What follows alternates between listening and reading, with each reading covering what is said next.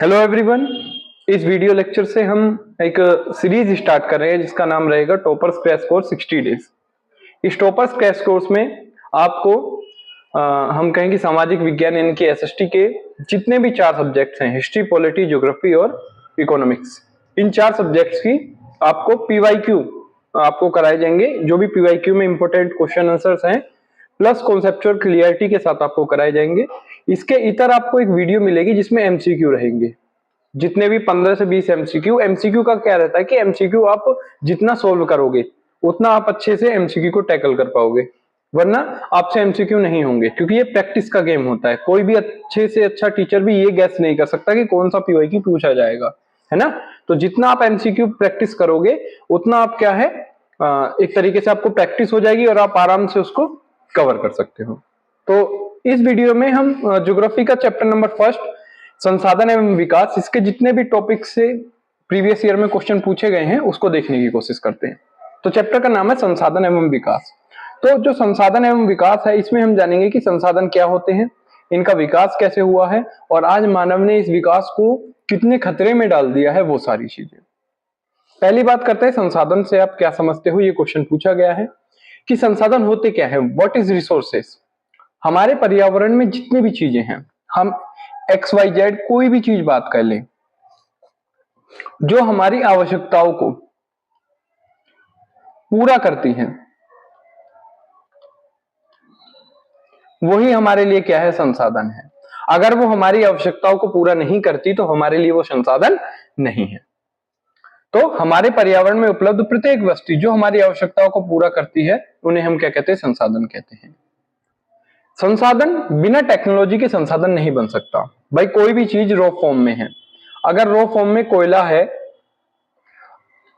तो वो हमारे लिए संसाधन कैसे नहीं हुआ, जब तक टेक्नोलॉजी के थ्रू से रिफाइन नहीं किया गया और परमानेंटली एक तरीके से कोयला नहीं बना, तो वो हमारे लिए संसाधन नहीं होगा। रॉ फॉर्म में सोना है, उसमें तमाम तरीके की कमियां हैं, अशुद्धियां हैं।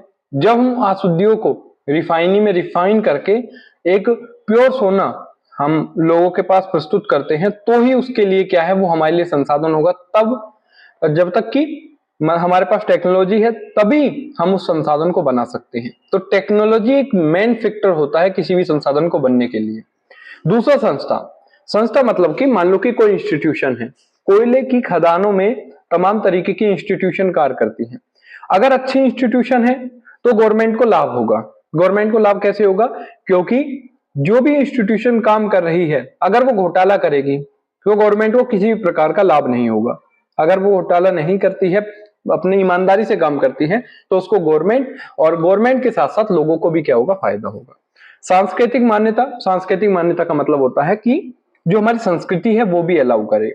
अगर हमारी संस्कृति किसी चीज को अलाउ नहीं करती तो हमारे लिए संसाधन नहीं होगा। जैसे फॉर एग्जांपल हम बात करें गाय का जो बीफ होता है, वो हिंदू धर्म में आप देखोगे कि एक तरीके से ये समझ सकते हो कि वो संसाधन नहीं है, क्योंकि हमारे लिए गाय माता के समान है। तो क्या हम उसके बीफ का यूज करते हैं? नहीं करते ना। तो बस वही हो गया, जब हम उसके बीफ का यूज नहीं करते तो वो हमारे लिए संसाधन नहीं है, क्योंकि उसे हमारी जो संस्कृति है वो अलाउ नहीं कर रही है। तो संसाधन बनने के लिए हमारे पास प्रौद्योगिकी होनी चाहिए, आर्थिक रूप से संभव होना चाहिए और सांस्कृतिक मान्यता भी होनी चाहिए, तभी कोई संसाधन बनता है। आई होप समझ आया होगा। संसाधनों की बात करते हैं। संसाधन 2 प्रकार के होते हैं, ठीक है। 2 प्रकारों में हम देखते हैं कि संसाधन, एक तो होते हैं नवीकरणीय संसाधन और एक होते हैं अनवीकरणीय योग्य संसाधन। इन दोनों में अंतर क्या होता है वो बताना है। तो पहले नवीकरणीय योग्य संसाधन समझते हैं। ऐसे संसाधन जो कि कभी खत्म नहीं होते हैं, जैसे हवा, पानी, सूर्य की रोशनी, पेड़ पौधे, पर्यावरण में ये क्या करते हैं, सुरक्षा प्रदान करते हैं और कम प्रदूषण करते हैं। तो समझ आया, यानी कि वो सारे संसाधन जो कभी समाप्त नहीं होंगे उन्हें क्या कहा जाएगा, नवीकरणीय योग्य संसाधन कहा जाएगा। एग्जाम्पल देख लिए, पर्यावरण के लिए क्या होते हैं, ये एक तरीके से सुरक्षित होते हैं और पर्यावरण प्रदूषण कम करते हैं, वो सारी चीजें। अनवीकरणीय, जिनको न्यू नहीं किया जा सकता, जो खत्म हो जाएंगे, इनके निर्माण में लाखों वर्ष लगे हैं, जैसे कि कोयला, तेल, गैस, धातु, ये प्रदूषण अधिक करते हैं। देखते हैं ना कि हमारी जो दिल्ली या फिर दिल्ली NCR का क्षेत्र है, वहां पर क्या है, ज्यादा पोल्यूशन होता है। क्योंकि कोयला, तेल, ये सारी चीजें हम देखते हैं कि ज्यादा यूज होती हैं शहरी इलाकों में, ठीक है, और पर्यावरण को नुकसान पहुंचाते हैं यही सारी चीजें। तो हमने एक क्वेश्चन ये भी देखा कि नवीकरणीय और अनवीकरणीय योग्य संसाधन क्या है, बहुत इंपॉर्टेंट क्वेश्चन था। नेक्स्ट देखते हैं कि संसाधनों का वर्गीकरण कौन से आधारों पर किया जाता है, विस्तार से लिखिए। 5 नंबर में आपसे क्वेश्चन पूछा जा सकता है कि जो संसाधनों का वर्गीकरण है वो किस आधार पर किया जाता है। वही चीज है कि प्राकृतिक संसाधनों की बात करें तो नवीकरणीय योग्य संसाधन और अनवीकरणीय योग्य संसाधन। अनवीकरणीय योग्य संसाधन में आपका अचक्रीय, यानी कि जिनको दोबारा से यूज में नहीं लिया जा सकता। जैसे मैं बात करूं कोयला, जैसे मैं बात करूं आपसे गैस, एक बार यूज कर लिया दोबारा यूज नहीं किया जा सकता। लेकिन हम लोहे की बात करें वो यूज किया जा सकता है, तांबे की बात करें वो भी यूज किया जा सकता है, ठीक है ना। तो ऐसे संसाधन जिनका पुनः दोबारा से पिघला करके मेल्टेड फॉर्म में दोबारा से यूज किया जा सकता है उनको पुनः चक्रीय योग्य संसाधन कहते हैं, यानी कि पुनः चक्रीय अनवीकरणीय योग्य संसाधन कहते हैं। और चक्रीय अनवीकरणीय योग्य संसाधन यानी कि जो जिनका हम रिसाइकिल जिन्हें नहीं कर सकते वो संसाधन क्या होते हैं, पुनः देखोगे आप अचक्रीय अनवीकरणीय योग्य संसाधन होते हैं। आई होप समझ आया होगा। और कुछ वर्गीकरण और भी है, जैसे हम बात करते हैं, एक मिनट इसको थोड़ा सा जूम कर लेते। जैसे कुछ संसाधन ऐसे भी हैं, जैसे कि मैं बात करूं संभावी संसाधन, ठीक है। संभावी संसाधन के बारे में बात करते हैं कि जो संसाधन किसी एक क्षेत्र में मौजूद हैं उनका उपयोग नहीं हो रहा है, यानी हम मतलब कि उन्हें टेक्नोलॉजी के आर्थिक मतलब टेक्नोलॉजी के अभाव में या फिर हमारे पास अभी इतना पैसा नहीं है कि हम उनका दोहन कर सकें, तो ऐसे संसाधनों को हम क्या कहते हैं, संभावी संसाधन कहते हैं। यानी कि भविष्य में इनकी संभावना है कि हम इनका यूज कर सकते हैं। जैसे गुजरात में पवन ऊर्जा हो गई, लद्दाख में सौर ऊर्जा हो गई, वो सारी चीजें, ठीक है। विकसित संसाधन ऐसे संसाधन जिनका विकास हो चुका है, उनकी पहचान हो चुकी है, उनको मापा जा चुका है और वर्तमान में उनके उपयोग में लिया भी जा रहा है, ऐसे संसाधनों को विकसित संसाधन कहते हैं। जैसे कोयला, पेट्रोलियम, लोहा की जो खदानें हैं, सिंचित भूमि है, ये सारी चीजें। भंडारी संसाधन यानी कि हमारे पास इनका भंडार है, हम टेक्नोलॉजी यानी कि तकनीकी उपलब्ध नहीं है इसीलिए हम उनका उपयोग नहीं कर पा रहे। जैसे पृथ्वी के भीतर हाइड्रोजन गैस, और हम बात करें सौर ऊर्जा का कुछ भाग, ये सारी जो चीजें हैं हम इनका यूज नहीं कर पा रहे क्योंकि हमारे पास इनको अभी इतनी ज्यादा टेक्नोलॉजी नहीं है कि हम इनका यूज कर पाए। आरक्षित संसाधन, जो संसाधन ज्ञात है, तकनीकी रूप से उपयोगी योग्य भी है, लेकिन भविष्य में इनको बचा कर रखा है हमने। जैसे बांध में हम जो जल है उससे हम क्या बनाते हैं, बिजली बनाते हैं, ठीक है। खनिजों के कुछ भाग हो गए, ये सारी चीजें। तो ये आपका एक और डिवीजन हो गया जिसमें हम संभावी संसाधन, विकसित संसाधन, भंडार और आरक्षित, इन सब में भी हम संसाधनों को डिवाइड करते हैं। कुछ और डिवीजन होता है, जैसे कि मैं बात करूं व्यक्तिगत संसाधन, ऐसे संसाधन जो किसी एक व्यक्ति के हैं, मेरे आपके हो सकते हैं, जैसे खेत, घर, कार, ये संसाधन जो है ये किसी एक व्यक्ति के होंगे। सामुदायिक संसाधन जिसमें हम सब आते हैं, जैसे हमारा गांव हो गया, तालाब हो गया, पार्क हो गया। राष्ट्रीय संसाधन जो किसी एक देश के अंदर होते हैं, जैसे रेलवे, बांध, सड़क, ये सारी चीजें हो गई। अंतरराष्ट्रीय जिसमें पूरी दुनिया का हक होता है, जैसे समुद्र हो गया, अंतरिक्ष हो गया, ये सब क्या आते हैं, एक तरीके से अंतरराष्ट्रीय संसाधन के अंतर्गत आते हैं। तो हमने क्या देखा कि संसाधनों का वर्गीकरण कैसे किया जाएगा, पहले नवीकरणीय योग्य संसाधन, अनवीकरणीय योग्य संसाधन। उसमें अनवीकरणीय योग्य में दो, पहला अचक्रीय और पुनः चक्रीय। फिर हमने 4 डिवीजन और देखा, संभावित, विकसित, भंडार, आरक्षित। फिर हमने स्वामित्व के आधार पर देखा जिसमें हम व्यक्तिगत, सामुदायिक, राष्ट्र और अंतरराष्ट्रीय, इन सबको क्या करते हैं, डिवीजन करते हैं। अब हम देखते हैं कि संसाधनों का विकास कैसे हुआ है। एक टॉपिक दे रखा है आपके में, इसको और देखते हैं। संसाधनों को जीवन यापन और जीवन को बनाए रखने के लिए महत्वपूर्ण माना जाता है। मानव ने पहले क्या माना, ये माना कि जो संसाधन है वो प्रकृति से हमें मुफ्त में मिले हैं, तो मानव ने इसका क्या किया, अधिक शोषण किया, अंधाधुंध उपयोग करना चालू किया। जब मानव ने इसका अंधाधुंध उपयोग करना चालू किया तो कुछ समस्याएं आई हमारे पास। जैसे पहली समस्या क्या थी, पर्यावरण या फिर पारिस्थितिकी संकट। हमने देखा कि ग्लोबल वार्मिंग हो गई, हर जगह आप देखोगे कि जो एयर क्वालिटी इंडेक्स है वो ज्यादा चला जाता है। अभी आप न्यूज में सुन रहे होगे ना कि एयर क्वालिटी इंडेक्स क्या हो जाता है कि जो धुंध है वो क्या हो जाती है, काफी शहरों, बड़े बड़े शहरों में ज्यादा हो जाती है। ये पर्यावरण या फिर पारिस्थितिकी संकट ही तो है, ग्लोबल वार्मिंग, टेम्परेचर ज्यादा बढ़ जाना। ठीक है। सामाजिक असमानता, यानी कि आप देखोगे कि समाज में कुछ लोगों के पास 90% संसाधन है और ज्यादा बड़ी पॉपुलेशन के पास क्या है, 10% संसाधन है। तो यही जो होता है, ये सामाजिक आर्थिक असमानता होती है। यानी कि मुट्ठी भर लोगों के पास देश के सारे संसाधन और इतनी बड़ी पॉपुलेशन के बाद मुट्ठी भर संसाधन, तो ये क्या है, आर्थिक असमानता ही तो है। ओजोन परत में क्षय हो जाना, हम देखते हैं कि ओजोन की एक लेयर पाई जाती है जिसमें क्षय हो जाता है, मतलब उसमें गड्ढा हो जाता है, जिससे सूर्य से आने वाली किरणें हमारी स्किन पर डायरेक्ट पड़ के स्किन जैसे कैंसर दे करके जाती है। ये सारी समस्या हमने क्या किया, संसाधनों के थ्रू की, है ना। तो संसाधनों का विकास कोई भी ऐसा नहीं है कि जो भी जीवन यापन के लिए तो हमारे लिए जरूरी है ही, लेकिन हम उनका अत्यधिक शोषण भी ना करें, ऐसा ना हो। अब संसाधनों के विकास की आवश्यकता क्यों है, यानी कि जो हमारे रिसोर्सेज हैं उनके विकास की आवश्यकता क्यों है, पहले समझते हैं कि हमने देखा संसाधनों का विकास। अब संसाधन किसी भी देश की आर्थिक, सामाजिक और पर्यावरणीय विकास की नींव होती है। संसाधनों को योजनाबद्ध विकास की आवश्यकता है ताकि वर्तमान और भविष्य की पीढ़ी की जरूरतों को पूरा किया जा सके। संसाधन के विकास के लिए हम देखते हैं कि निम्नलिखित कारण क्या है, जरूरी है। कह क्या रहा है कि जो संसाधन है उसमें आर्थिक, सामाजिक और पर्यावरण विकास अगर करना है किसी भी देश को, उसके पास संसाधन होने चाहिए।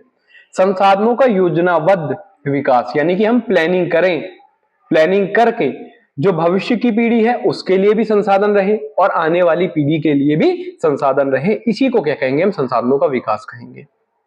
समझ आए। अब इसकी आवश्यकता क्यों है, तो पहला पॉइंट कह रहा है संसाधनों का संतुलित उपयोग। संसाधनों का संतुलित उपयोग, अगर हम संसाधनों का संतुलित उपयोग नहीं करेंगे तो क्या होगा भाई, किसी लोगों को, मतलब किन लोगों के पास ज्यादा संसाधन चले जाएंगे और किसी के पास अधिक। ठीक है।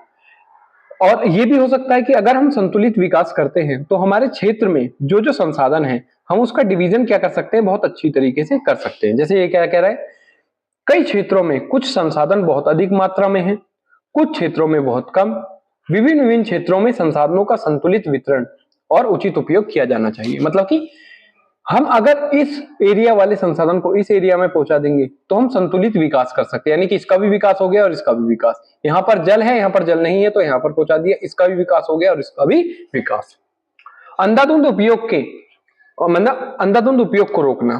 तेजी से बढ़ती जनसंख्या और विकास कार्यों के कारण संसाधनों का अत्यधिक उपयोग हो रहा है। यदि संसाधनों का विकास नहीं किया गया तो संपूर्ण संसाधन समाप्त हो जाएंगे। अगर हम ये देखें कि संसाधनों का हम उपयोग या फिर विकास ना करें तो आने वाले समय में जो आने वाली पीढ़ी है, क्या वो संसाधनों का यूज कर पाएगी, नहीं कर पाएगी, क्योंकि हम अंधाधुंध उपयोग कर रहे हैं। जब हम अंधाधुंध उपयोग करने से रोकेंगे तो हम भी यूज करेंगे और आने वाली पीढ़ी भी यूज करेगी, वही बताया गया। नेक्स्ट, सतत विकास के लिए, सस्टेनेबल डेवलपमेंट को सुनिश्चित करने के लिए।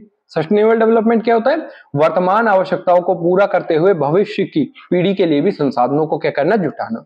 हम आगे बढ़ेंगे कि क्या होता है।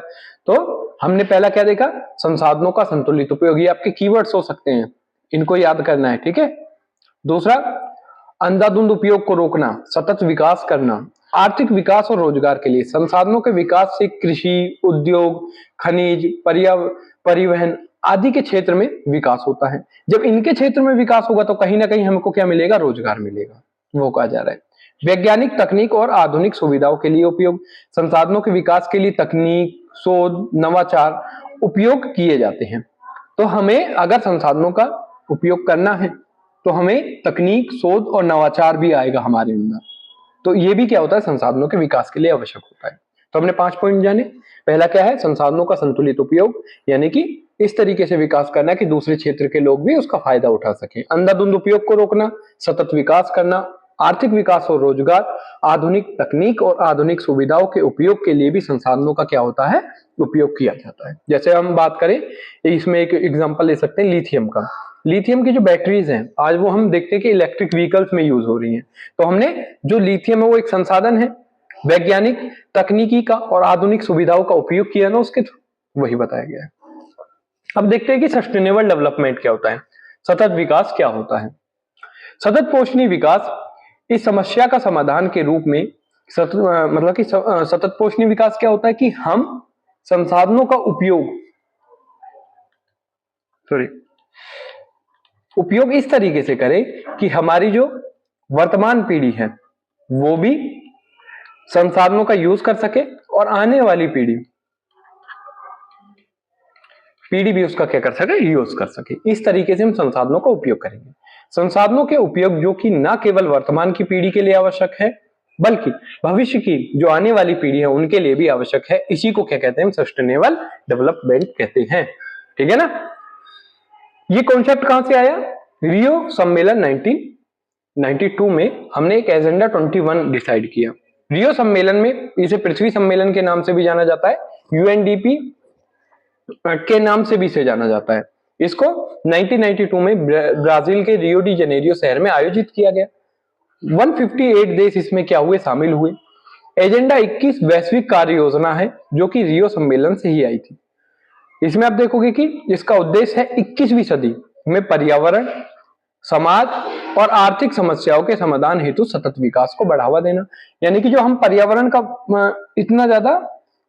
हमने इतना ज्यादा नुकसान पहुंचाया है, समाज में जो असमानता आई है, किसी लोगों के पास ज्यादा संसाधन, किसी के पास कम, आर्थिक समस्या जो है, जो लोग गरीब हैं उनको पीने के लिए, खाने के लिए भोजन नहीं मिल रहा, इन सभी चीजों को उपलब्ध कराने के लिए हम क्या लेकर आए, एजेंडा 21 लेकर के आए।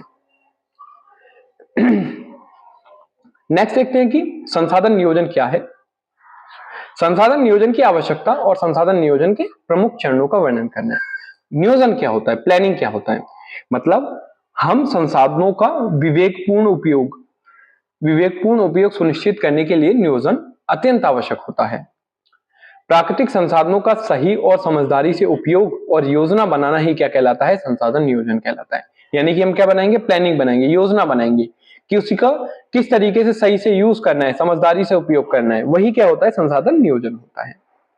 अब भारत जैसे देश के लिए जहां पर इतनी सारी विविधता है, वहां पर इतनी सारी असमानताएं हैं, हमारे लिए संसाधन नियोजन बहुत महत्वपूर्ण हो जाता है। जैसे एग्जाम्पल की बात करें, खनिज में कोयला संसाधन झारखंड, मध्य प्रदेश, छत्तीसगढ़ जैसे राज्यों में खनिज कोयला पाया जाता है, इसके प्रचुर भंडार है, लेकिन औद्योगिक विकास नहीं है।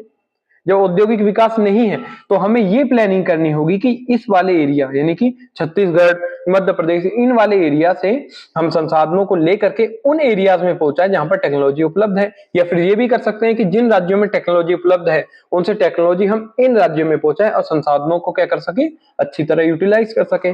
और जिन राज्यों के पास टेक्नोलॉजी है और संसाधन नहीं है उनको भी क्या मिल सके, संसाधन मिल सके।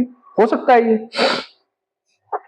नेक्स्ट है कि जल संसाधन, जैसे अरुणाचल प्रदेश जैसे राज्यों में जल संसाधन अधिक मात्रा में है, फिर भी आर्थिक विकास और बुनियादी ढांचा यहाँ पर कम पाया जाता है। तो यहाँ से राजस्थान जैसे जहां पर पानी की कमी है, उन एरियाज में हम क्या पहुंचाए, पानी पहुंचाए, और उन एरियाज से जो संसाधन है, जो विकास की सुविधाएं हैं, उनको लेकर के इन राज्यों में प्रोवाइड करा दे। तो इसीलिए हमें आवश्यकता पड़ती है, क्योंकि हम देखते हैं कि विविधता वाले देश में संसाधन नियोजन अत्यंत आवश्यक है। नहीं होगा तो एक ही क्षेत्र का विकास होगा, दूसरे का विकास नहीं होगा।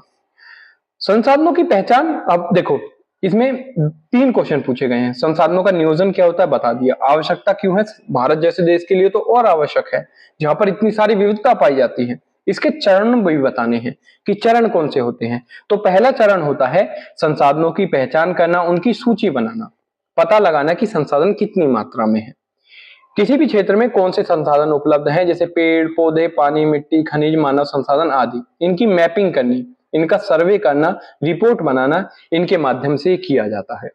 तो पहला क्या हो गया, उनकी पहचान बनाना और सूची, पहचान करना और सूची बनाना। इसके लिए क्षेत्रीय सर्वेक्षण, मानचित्रण आदि किए जाने चाहिए। प्रौद्योगिकी, कौशल, संस्थान ढांचेगत तैयार करना, संसाधनों के उपयोग के लिए आधुनिक तकनीकी, कौशल और श्रम शक्ति संस्थानों का क्या करना, विकास करना। यानी कि जो भी हम क्षेत्र में कर रहे हैं उनका सर्वेक्षण करना और मानचित्रण करना कि किस इलाके में कौन से संसाधन है। संसाधनों के उपयोग के लिए योजना बनाना, इस चरण में तय किया जाता है कि उपलब्ध संसाधन कौन से और कितनी मात्रा में और कहां है, और उनके लिए फिर क्या बनाएंगे, हम योजना बनाएंगे। ठीक है। दूसरा कह रहा है उन देशों में, मतलब उन देशों की मुख्य योजना से विकास योजना से जोड़ना। जैसे कि हम बात करते हैं कि हमने जल के ऊपर कोई भी योजना बनाई, जब जल के ऊपर योजना बनाई तो उसे मुख्य योजना से हमें क्या कर देना, जोड़ देना है। अब जब मुख्य योजना से जोड़ा जाएगा तो मुख्य योजना भी कार्य करेगी, तो इसको भी क्या होगा, लाभ होगा। कहने का मतलब ये है कि संसाधनों की विकास योजना हेतु मतलब तभी सफल हो सकती है जब देश की मुख्य योजना से उसे क्या किया जाए, जोड़ा जाए। अनुपालन और निगरानी, संसाधनों का उपयोग कैसे करना है, इसके लिए नियम बनाए जाएं और नियमों का पालन करा जाए या ना किया जाए, इन सभी की जांच करी जाए। मतलब संसाधनों के लिए हमने कोई भी नियम बना दिए, योजना बना दी, तो हमें देखना है कि उनका अनुपालन हो रहा है, निगरानी हो रही है नहीं हो रही है। अगर हो रही है तो हम उसे अच्छी तरीके से कराएं। ठीक है, वही सारी चीजें। तो इनको देखो, बहुत इंपॉर्टेंट है। हम बात करें 2024-25 में भी ये क्या थे, पूछे गए थे। तो क्या कह रहा है, संसाधनों की पहचान करना, सूची बनाना, पहला सर्वेक्षण और मानचित्रण करना, तीसरा उनके उपयोग के लिए योजना बनाना। योजना बना ली तो मुख्य योजना के साथ उसे क्या कर देना, जोड़ देना। उन पे निगरानी रखना, अनुपालन कराना। अगर निगरानी नहीं रखेंगे, अनुपालन नहीं कराएंगे तो कैसे काम चलेगा, वही सारी चीज। नेक्स्ट देखते हैं कि संसाधनों का अंधाधुंध उपयोग क्या क्या समस्या उत्पन्न करता है, विस्तार से बताइए। संसाधन प्रकृति के लिए हम देखते हैं कि बहुमूल्य हैं, लेकिन जब तक मानव उनका अत्यधिक और अनियंत्रित, एक तरीके से हम देखते हैं कि जो संसाधन है, अगर उनको भी बहुमूल्य धातु है, अगर उनको अत्यधिक अनियमित या फिर अनियंत्रित योजना बना करके उन्हें कंट्रोल नहीं किया गया, तो हम क्या करते रहेंगे, उनकी अंधाधुंध उपयोग करते रहेंगे और एक गंभीर समस्या सामने आएगी। अब समस्या क्या क्या सामने आएंगी वो समझो। पहला हो गया पर्यावरण असंतुलन, पेड़ों की कटाई, खनन, अत्यधिक भूमि उपयोग से प्रदूषण, और हम देखते हैं कि जो प्राकृतिक संतुलन है वो बिगड़ रहा है, जिससे तापमान बढ़ रहा है, जलवायु परिवर्तन हो रहा है, प्राकृतिक आपदाएं आ रही हैं। ठीक है। दूसरा कह रहा है मृदा क्षरण, बंजर भूमि, ये सारी चीजें बढ़ जाएंगी। अत्यधिक चारण से, ढलाई वाले क्षेत्रों में खेती करने से ऊपर की मिट्टी नीचे आ जाती है, तो भूमि क्या हो जाएगी, बंजर हो जाएगी। फसल में क्या आएगी, कमी आएगी और मरुस्थलीकरण हो जाएगा। यानी कि हम देखते हैं ना, मरुस्थल में जो मृदा है वो बन जाएगी अगर हम बंजर भूमि पर ज्यादा खेती करेंगे तो। जल संसाधन का ह्रास, अत्यधिक भूमि जल का दोहन से, जैसे कि कुआं, नलकूप, इन सब से क्या हो जाएगा, अगर इनका पानी हम ज्यादा यूज करेंगे, ठीक है, अंधाधुंध उपयोग कर लिया, तो इसमें क्या पड़ जाएगा, सूखा पड़ जाएगा। फिर कह रहा है प्राकृतिक संसाधनों में कमी आ जाएगी, जैसे कोयला, पेट्रोलियम, खनिज, अगर हम अंधाधुंध उपयोग करेंगे तो ये सारी समस्या आएगी। सामाजिक असमानता बढ़ जाएगी, यानी कि कुछ लोगों के पास तो क्या हो जाएंगे, मैंने बताया 90% संसाधन हो जाएंगे और 90% लोगों के पास क्या रहेंगे, 10% संसाधन रहेंगे। यहाँ पर 10% लोग हो गए, वही बताया गया। वन विनाश, जंगलों में तेजी से कटाई होगी, जैव विविधता का क्या हो जाएगा, नाश हो जाएगा, वो बताया गया। तो इंपॉर्टेंट क्वेश्चन है, ये भी पीवाईक्यू में पूछा गया है कि संसाधनों के अंधाधुंध उपयोग से कौन सी समस्या उत्पन्न होती है, वो बताना। नेक्स्ट कह रहा है कि संसाधनों का संरक्षण कैसे किया जाएगा, कि हमारे जो रिसोर्सेज हैं हम उनका संरक्षण कैसे करें।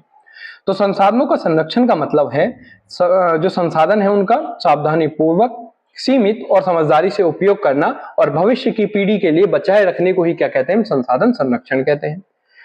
आवश्यकता क्यों है, संसाधनों का अति उपयोग, मतलब कि अगर हम ज्यादा उपयोग कर लेंगे तो वो क्या हो जाएंगे, हमारे लिए आवश्यक हो जाएगा कि भाई हम संसाधनों का संरक्षण करें। पर्यावरण असंतुलन हो रहा है, ऐसी समस्या पैदा हो रही है, तो हमारे लिए संसाधन संरक्षण आवश्यक हो चुका है। कई संसाधन समाप्त हो रहे हैं, भविष्य की अभाव, मतलब जो हमारी भविष्य वाली पीढ़ी आएगी तो क्या उन संसाधनों को देख पाएगी, क्या उनका यूज कर पाएगी, वही बताया गया कि अगर हमने संसाधनों का संरक्षण नहीं किया तो हमारी भविष्य की पीढ़ी जो है वो उन संसाधनों का उपयोग नहीं कर पाएगी जो हम कर रहे हैं। गांधी जी ने इसी पर एक कोट लिखा है कि हमारे पास व्यक्ति की जरूरतों के लिए बहुत सारे संसाधन हैं, लेकिन लालच और जेब भरने के लिए संसाधन उपलब्ध नहीं है। तो ये याद रखना, गांधी जी के कोट को जरूर डालना है। अब हमने संसाधनों का संरक्षण कर लिया, इसके लिए हम उपाय क्या कर सकते हैं। उपाय के लिए क्या है, हम लोगों को बताएंगे कि आपको रीयूज करना है, चीजों को दोबारा इस्तेमाल करना। यानी कि जो भी आपने चीज, जैसे कि मान लो कोई लोहा है, हम उनसे कहेंगे कि आप इसको दोबारा यूज कर लो किसी भी चीज में। रिसाइकिल करना है, कचरे के उत्पादनों के बदले। मतलब कि जो भी प्लास्टिक है उसको रिसाइकल करना है वो। वैकल्पिक संसाधनों का प्रयोग, जैसे कि नवीकरणीय ऊर्जा संसाधनों का उपयोग करना, जैसे सौर ऊर्जा हो गया, पवन ऊर्जा हो गया, ये सारी चीजें। जन जागरूकता करना, लोगों को हमें बताना कि भाई हमें अपनी भविष्य की पीढ़ी के लिए भी संसाधन बचा करके रखने हैं, तो हम उनका अंधाधुंध उपयोग ना करें। सरकारी नीति बनाना, सरकार द्वारा इनकी क्या की जाएगी, रक्षा की जाएगी, इनके लिए कानून बनाए जाएंगे। वही संसाधनों का संरक्षण हमारे वर्तमान और भविष्य की दोनों की पीढ़ी के लिए आवश्यक है। आज हम समझदारी से उपयोग करेंगे तो आने वाली पीढ़ी भी उन संसाधनों का यूज कर पाएगी, वही कहा गया है। तो आई होप समझ आया होगा संसाधनों का संरक्षण क्या होता है, सावधानी और भविष्य में आने वाली पीढ़ी के लिए उपयोग करना आवश्यक क्यों है। हम देखते हैं कि अति प्रयोग कर लिया है हमने, समाप्त होने की कगार पर है और पर्यावरण असंतुलन फैल रहा है। क्या कर सकते हैं, पुनः यूज मतलब रीयूज कर सकते हैं, रिसाइकिल कर सकते हैं, उनको बेहतर अल्टरनेटिव्स दे सकते हैं, हम अवेयरनेस कर सकते हैं, गवर्नमेंट पॉलिसीज कर सकते हैं, उनके थ्रू क्या करेंगे, हम संसाधनों का संरक्षण कर सकते हैं। हम देखते हैं कि भू संसाधन, जो लैंड है वो भी एक संसाधन है, यह एक महत्वपूर्ण प्राकृतिक संसाधन है। हम इस पर रहते हैं, काम करते हैं और लगभग सभी आर्थिक गतिविधियां भूमि पर ही होती हैं। जैसे वनस्पति हो गया, वन्य जीव, ये सब कहां पर रहते हैं, परिवहन हो गया, संचार हो गया, ये सब कहीं ना कहीं भूमि पर ही निर्भर है। भूमि सीमित संसाधन है, इसीलिए इसका उपयोग सावधानी पूर्वक और योजनाबद्ध तरीके से किया जाना चाहिए। समझ आ गया ना।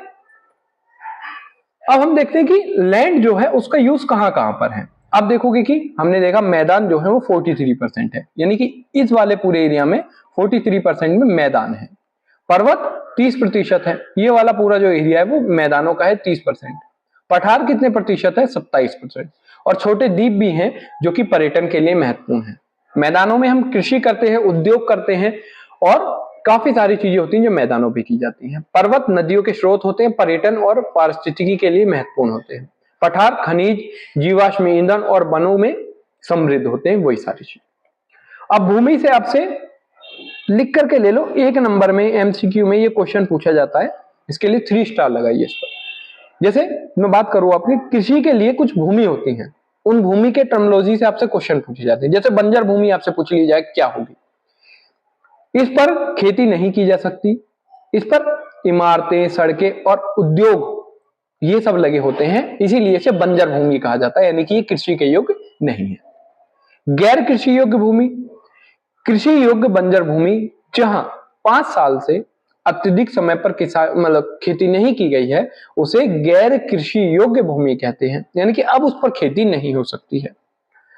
हम बात करते हैं वर्तमान प्रतिभूमि, जहां पिछले 1 साल से खेती नहीं की गई है, वो क्या होती है, वर्तमान प्रतिभूमि होती है। यानी कि हमने 1 साल तो खेती कर ली, बीच में 1 साल ड्रॉप दिया और अगले साल फिर खेती कर रहे हैं, जो बीच का टाइम पीरियड रहेगा वो उस खेत का क्या होगा, वर्तमान प्रतिभूमि होगा। पुरानी प्रतिभूमि जहां 5 साल से खेती नहीं की गई है। शुद्ध बोया गया क्षेत्र क्या होगा, 1 साल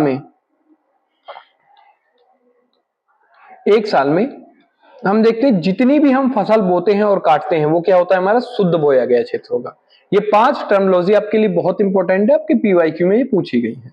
पहला क्या हो गया, बंजर, जहां पर इमारतें, सड़क ये सब होती हैं। गैर कृषि योग्य भूमि, जहां 5 साल से अधिक खेती नहीं की गई है। वर्तमान प्रति, जहां पर पिछले 1 साल से खेती नहीं की गई। पुरानी प्रति, जहां 5 साल से खेती ना की गई हो। शुद्ध बोया गया क्षेत्र, जहां 1 साल में जो फसल काटी जाती है, बोई जाती है, वही क्षेत्र। लास्ट आपके 2-3 टॉपिक और बच गए, इसको देखते हैं। हमने देखा भू संसाधन क्या क्या यूज है और कुछ टर्मिनोलॉजीज। अब देखते हैं मृदा संसाधन। हम मृदा की बात करते हैं तो जो हमारी मिट्टी है वो भी एक संसाधन है, और वो भी समय समय पर अगर हम उसका ज्यादा अंधाधुंध उपयोग करेंगे तो शायद ऐसा हो सकता है कि वर्तमान पीढ़ी उसका यूज ना कर पाए। मृदा वह पदार्थ है जिसमें पौधे अपनी जड़ों से, जमीन से मतलब जो जड़ है उनके थ्रू जमीन से पोषण प्राप्त करते हैं। पृथ्वी के ऊपरी सतह पर जो पतली परत होती है वही क्या कहलाती है, मृदा कहलाती है। यहाँ पर खनिज, कार्बनिक पदार्थ, जल, वायु पाए जाते हैं। मृदा का निर्माण कैसे होता है, मृदा का निर्माण एक लंबे भौतिक और रासायनिक जैविक प्रक्रिया होती है जिसमें अपक्षय कहा जाता है। इस प्रक्रिया में चट्टान सूर्य की गर्मी, वर्षा, हवा और जीव जंतुओं के प्रभाव से टूटती और छोटे कणों में बंट जाती है। क्या होता है कि मान लो कि एक चट्टान है, इस पर पहले क्या होगी, वर्षा होगी। वर्षा होने के बाद इस पर सूर्य की किरण आके पड़ेगी और ये क्या हो जाएगी, चटक जाएगी, छोटी परतों में चटक गई। अब हवा द्वारा इसका इरोजन किया जाएगा, एक जगह से उड़ा करके दूसरी जगह ले जाया जाएगा। फिर यहां पर कुछ होगा तो ये छोटे छोटे कणों में क्या हो जाएगी, बढ़ जाएगी और यही क्या कहलाती है, मृदा कहलाती है। मृदा का महत्व क्या होता है, ये पेड़ पौधों को पोषण प्रदान करती है, जैव विविधता को बनाए रखती है, यहीं पर तो सारे जीव पनपते हैं, वही कह रहे हैं। जल संग्रहण और पुनः भरण, अगर मिट्टी नहीं होगी तो मिट्टी के थ्रू ही पानी का रिसाव कहां पर होता है, भूम जल में होता है, भूमि के जल में होता है ना। अगर मिट्टी नहीं होगी तो इसका रिसाव नहीं हो पाएगा। कृषि उत्पादों को सबसे महत्वपूर्ण होते हैं इसके लिए, यह निर्माण कार्य, इमारत, सड़क आदि इसी पर किए जाते हैं। हम देखते हैं कि मृदा पर तो ये सारी चीजें होती हैं, तो ये क्या हो गया, इसके लिए हम देखते हैं कि इसके महत्व हो गए। तो आपसे पूछा जाएगा कि मृदा क्या होती है, कि इसका निर्माण कैसे हुआ है और इसके क्या क्या महत्व है, तो आप ये सारी चीजें लिख दोगे। अब आपसे क्वेश्चन पूछा गया था 5 नंबर में, क्या कह रहा है कि भारत में प्रमुख मिट्टी कौन कौन सी है, इनके वितरण और इनकी विशेषताओं के बारे में लिखें। तो 2 मिट्टी आपके लिए बहुत इंपॉर्टेंट है, यानी कि 5 नंबर में आपसे सेपरेट जलोढ़ मृदा भी पूछी जाती है और 5 नंबर से आपसे काली मिट्टी भी पूछी जाती है। तो पहले जलोढ़ मृदा के बारे में देखते हैं, और सभी को मैंने क्या है चार्ट फॉर्म में आपको अरेंज कर दिया है, वो देख लेना। और लास्ट क्या बतेगा हमारा, ये वाली चीजें। तो पहले जलोढ़ मृदा के बारे में देखते हैं। जलोढ़ मृदा का निर्माण कैसे हुआ है। जलोढ़ मृदा नदियों द्वारा लाई गई मिट्टी, यानी कि जो नदी बाढ़ जल पहाड़ों से बहकर के आती है, उसमें गाद बालू चिकनी मिट्टी, ये सारी चीजें क्या होती हैं, जमा होती हैं। ये हल्के भूरे रंग की होती है। ये गंगा ब्रह्मपुत्र सिंधु नदियों की घाटियों में पाई जाती है। हम देखते हैं ना कि जैसे ये सब देखो, ये पूरा एरिया क्या है, जलोढ़ मृदा वाला एरिया है, ठीक है। यहां तक आप देखोगे यहीं से सिंधु नदी बहती है इस तरीके से, ये पूरा गंगा नदी वाला क्षेत्र है इस तरीके से, और यहां से ब्रह्मपुत्र नदी आकर के बहती है इस तरीके से। तो जिस जिस इलाके में ये नदियां बहती हैं, उन्हीं के जो मैदान है उसको क्या कहते हैं, जलोढ़ मृदा वाला मतलब मैदान कहते हैं। उत्तर भारत का मैदान जैसे पंजाब हरियाणा उत्तर प्रदेश बिहार पश्चिम बंगाल, इन पूरे एरिया में जलोढ़ मृदा पाई जाती है। इसके प्रमुख प्रकार होते हैं भांगर और खादर। भांगर पुरानी जलोढ़ मृदा जो कि ऊंचाई वाले क्षेत्र पर पाई जाती है, यहां पर कंकड़ पत्थर अधिक पाए जाते हैं। खादर नई और उपजाऊ जलोढ़ मृदा होती है, नदियों के पास निचले क्षेत्र में पाई जाती है। यहां पर हर साल बाढ़ आती है और नई परत बन जाती है, ठीक है। ये दोनों डिफरेंस याद रखना। यानी कि मैं बात करूं आपसे इस वाले जो शुरू शुरू का इलाका है जहां से नदियां आती हैं, इस पूरे एरिया में पेन चेंज कर लेते हैं, इस पूरे एरिया में जो मिट्टी पाई जाती है उसको क्या कहते हैं, भांगर कहते हैं। और नीचे नीचे जैसे हम चले जाएंगे जहां पर बाढ़ वाला क्षेत्र होगा, ये क्या होगी आपकी, आप देखोगे कि खादर होगी, ठीक है ना, वही देखना। अत्यधिक उपजाऊ मिट्टी होती है, 40% भूमि पर जो फसलें होती हैं कृषि होती है वो शाब्दिक यहीं पर होती है। इसमें चूना पोटास फॉस्फोरस, और देखें हम चूना दोबारा लिख गया, जैविक पदार्थ जैसे पदार्थ यहाँ पर पाए जाते हैं। चूना हो गया पोटेशियम, जैविक पदार्थ मतलब जो पेड़ पौधे हैं जो जीव जानवर हैं वो नदी के द्वारा लाए गए और अंदर मिट्टी के अंदर वो दब चुके हैं, तो वो जो सारे चीजें पाई जाती है वो कहां पर पाई जाती हैं, इसी एरिया में पाई जाती है। यहां पर देखोगे आप गेहूं चावल गन्ना इन सब की खेती भी की जाती है, तिलहन और तिलहन की। तो जलोढ़ मृदा देख ली।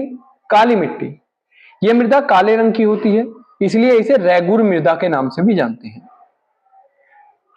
ये ज्वालामुखी चट्टानों के अपक्षय और अपर्दन से होती है। निर्माण कैसे होता है वो समझो। ये ज्वालामुखी है,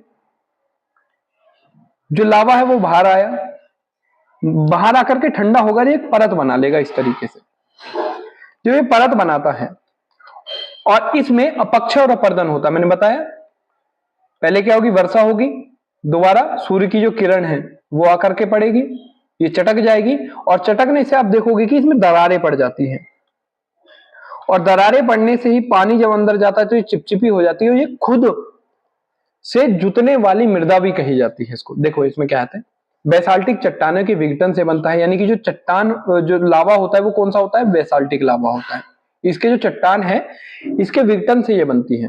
दक्कन ट्रैप वाले क्षेत्र में ज्वालामुखी लावा ठंडा होकर इस मिट्टी का निर्माण करता है। महाराष्ट्र, मध्य प्रदेश, गुजरात, छत्तीसगढ़, तेलंगाना, आंध्र प्रदेश और तमिलनाडु जैसे भागों में क्या होती है, ये मिट्टी पाई जाती है।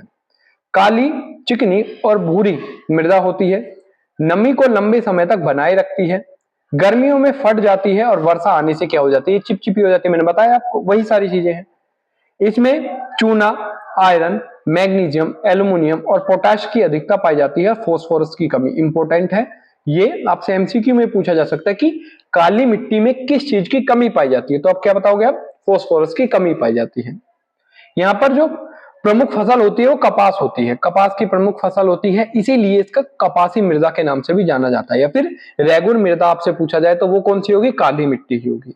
अब हम देख लेते हैं क्षेत्र कौन से हैं। जैसे ये पूरा एरिया देखो, यहां से यहां तक का ये जो पूरा एरिया है आपका क्या है ये ब्लैक सॉइल का है, ये ना ब्लैक सॉइल ही है जो पूरे एरिया में फैली हुई है। ठीक है, अब देखो हमने काली मिट्टी देख ली, जलोढ़ मृदा। अब हम कुछ 4 मिट्टियों का कंपैरिजन करते हैं। जैसे लाल मिट्टी तमिलनाडु, कर्नाटक, छत्तीसगढ़, उड़ीसा जैसे क्षेत्रों में पाई जाती है। लोहे के ऑक्साइड के कारण लाल रंग में क्या हो जाती है, परिवर्तित हो जाती है, कम उपजाऊ होती है।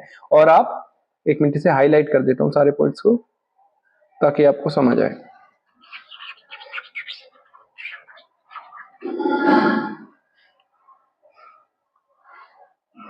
देखिए लोहे के ऑक्साइड के कारण ये लाल रंग की हो जाती है। भाई बारिश पड़ी, लोहे के ऑक्साइड पाए जा रहे हैं तो लाल रंग हो ही जाएगा। कम उपजाऊ होती है, ये क्या होती है, अगर इसे सुधारा गया तो इसमें सुधार योग्य चीजें भी होती हैं, यानी कि इसमें अच्छी तरीके से इसको उपजाऊ बनाया जा सकता है। तमिलनाडु, कर्नाटक, झारखंड, उड़ीसा वाले क्षेत्रों में ये पाई जाती है। लेटराइट मृदा पश्चिमी घाट, केरल, असम और मेघालय में पाई जाती है। जहां पर सबसे अधिक वर्षा होगी वहीं पर क्या होगी, ये मिट्टी होगी। वर्षा से धुंधली हो जाती है, धूली हो जाती है। लोहे और एल्यूमिनियम से समृद्ध होती है। चाय कॉफी खेती के लिए क्या होती है, ये सबसे अच्छी मानी जाती है। मरुस्थली मृदा के बारे में बात करें, राजस्थान, हरियाणा, पंजाब के क्षेत्र में रेतीली होती है, जल की कमी होती है। सिंचाई से गेहूं व जौ की फसल उगाई जाती है। पर्वतीय मृदा हिमालय में पाई जाती है। आप देखो एक पतली परत होती है इसकी, बंजर या फिर झाड़ियां इस पट्टी की, मतलब इनका ही खेती होती है। और बागानी के लिए भी क्या होती है, ये उपयोगी होती है। तो वही हमने काली मिट्टी देखा, जलोढ़ मृदा देखा और इन सारे को डिफरेंस देख लिया। अब ये क्षेत्र मतलब मिट्टी कहां कहां पर पाई जाती है वो और देख लो मैप में। जैसे मैं आपसे बात करूं पर्वतीय मृदा, पर्वत वाला जितना भी एरिया है वहां पर क्या पाई जाएगी, पर्वतीय मृदा पाई जाएगी। अब आप मरुस्थली मृदा की बात करोगे, कुछ पंजाब, पश्चिमी उत्तर प्रदेश और राजस्थान पूरा वाला एरिया किसमें आता है, इसी एरिया में आता है। और कुछ गुजरात का भी एरिया आता है। लेटराइट मृदा, अब ये देखोगे कि जहां पर थोड़ी सी ज्यादा वर्षा होती है वहां पर लेटराइट मृदा भी पाई जाती है। फिर हम बात करें आपका क्या रह गई, लाल मृदा। लाल मृदा आप देखोगे कि ये वाला जो एरिया है पूरा, ठीक है, इस वाले एरिया में लाल मृदा पाई जाती है। इनका मात्रा जो होती है वो बहुत कम होती है। नेक्स्ट बात करते हैं, बस आपका लास्ट टॉपिक रह गया कि मृदा का क्षरण। अब देखो, आप मैंने बताया मृदा का अपर्दन होता है। जैसे ये खेत है तो ऊपरी वाली जो सतह है वो हवा के द्वारा, पानी के द्वारा बहा करके किसी दूसरे क्षेत्र पर ले जाने को ही मृदा क्षरण कहते हैं या फिर मृदा अपर्दन कहते हैं। सॉइल इरोजन, जब हवा, पानी, मानव गतिविधियों से मृदा की ऊपरी परत हट जाती है तो उसी को क्या कहते हैं, मृदा अपर्दन कहते हैं। इसके कुछ कारण होते हैं, क्यों होता है ये आपसे क्वेश्चन पूछा जाएगा कि मृदा क्षरण क्या गंभीर समस्या है, इसके कारण और समाधान बताओ। तो कारण क्या है, पहला कहता है वनों की कटाई। अगर हम वनों की कटाई कर देते हैं तो जो वन की जड़ें हैं वो मृदा को पकड़ कर रखती हैं। अब हमने वन काट दिए, मृदा की जो पकड़ है वो कम हो गई और मिट्टी अपने साथ, मतलब जो हवा है, पानी है, वो अपने के साथ मिट्टी को बहा करके ले जाती है। अधिक चराई, यानी कि हम जानवरों को ज्यादा चराएंगे तो वही होगा, ऊपरी परत जो है वो जानवरों के खुरों में लग करके, ठीक है, इन सब में लग करके वो बाहर चली जाती है। ढाल पर खेती करना, मान लो कि ये पहाड़ है इस तरीके से, इसके ढाल पर अगर खेती करोगे आप तो निचला वाली मतलब ऊपर वाली जो मृदा है वो नीचे आ जाएगी। अगर आप ढाल पे खेती करते हो, भाई सिंचाई दोगे तो पानी के साथ बहा करके वो नीचे आ जाती है। असंतुलित वर्षा, जब वर्षा अधिक होगी तो मिट्टी का क्या हो जाता है, कटाव हो जाता है ना, आपने देखा होगा। जब मिट्टी का कटाव होगा तो ये सारी समस्या उत्पन्न होगी। मृदा के क्षरण से बचने के लिए और उसकी उर्वरक क्षमता को बनाए रखने के लिए मृदा संरक्षण के लिए कुछ उपाय हैं। उपाय क्या है, जैसे कि हम बात करते हैं वृक्षारोपण, अधिक से अधिक वन लगाना, मिश्रित खेती करना, यानी कि ऐसी खेती करना जिसमें मान लो कि यहाँ पर गेहूं भी उग रहे हैं और इस डाल और बीच में क्या आप सरसों भी उगा सकते हो, ऐसे। समुचित खेती मतलब कि आप देखोगे कि जो पहाड़ होते हैं उन पर ये खेती की जाती है, और सीढ़ी नुमा खेती ये भी पहाड़ पर की जाती है, यानी कि इस तरीके से सीढ़ी बनाना। मान लो कि यहाँ की मिट्टी यहाँ से यहाँ आ गई तो इसको उठा करके फिर यहाँ पर डाल दिया जाता है। तो इन सभी के थ्रू हम मृदा क्षरण को या फिर मृदा अपरदन को रोक सकते हैं। तो यही था आपका। आई होप कि आपको चीजें समझ आई होगी। कोई भी डाउट आप कमेंट बॉक्स में लिखिए, मैं आपके एक तरीके से हेल्प करूंगा जितना भी हो सकता है। और इसके नोट्स जो हैं वो टेलीग्राम चैनल पे मिल जाएंगे, लिंक आपको डिस्क्रिप्शन में मिल जाएगा। जय हिंद।